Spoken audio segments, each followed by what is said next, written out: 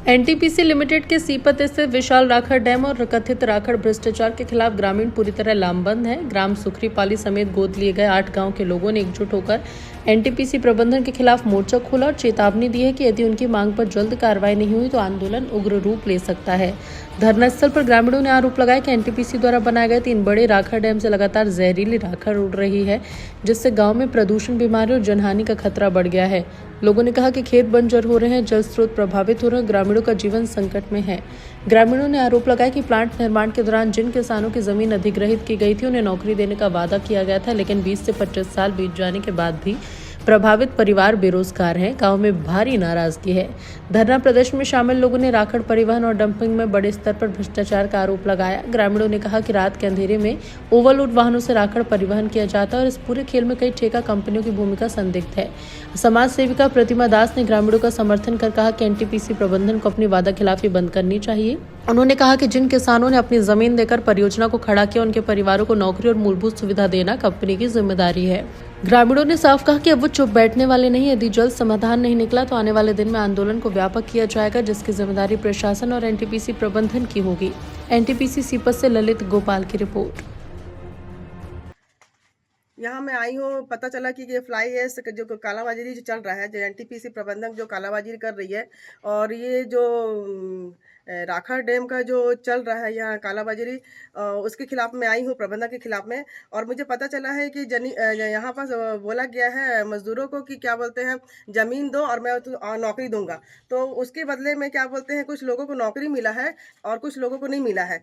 और कम से कम 85%, 80 से 95% लोगों को नौकरी नहीं मिली है अभी तक, और उसी के विरोध में मैं आई हूँ यहाँ पास।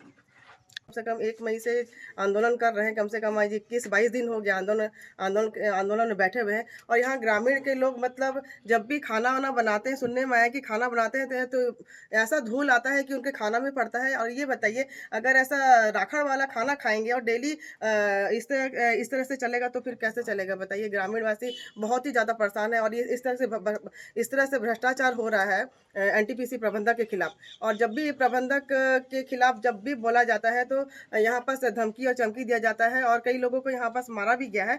और अभी बीच में क्या बोलते हैं, 11-12 दिन हो गया है।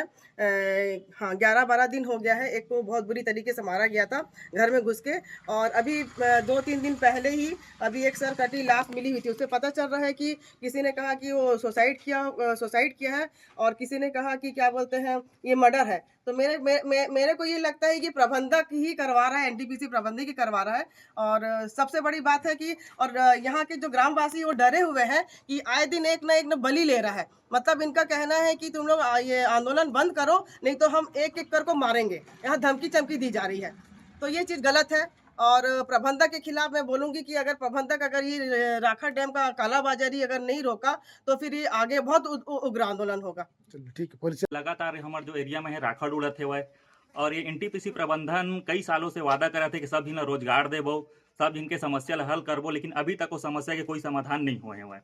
ऐसे भी सुने में आए हैं कि जेकर 1 एकड़ से ऊपर निकले है वही बस नौकरी देबो, 1 एकड़ से कम निकले होला नहीं तब। लेकिन आज भी ऐसे है जेकर 1 एकड़ से ऊपर निकले फिर भी वो नौकरी नहीं मिले है।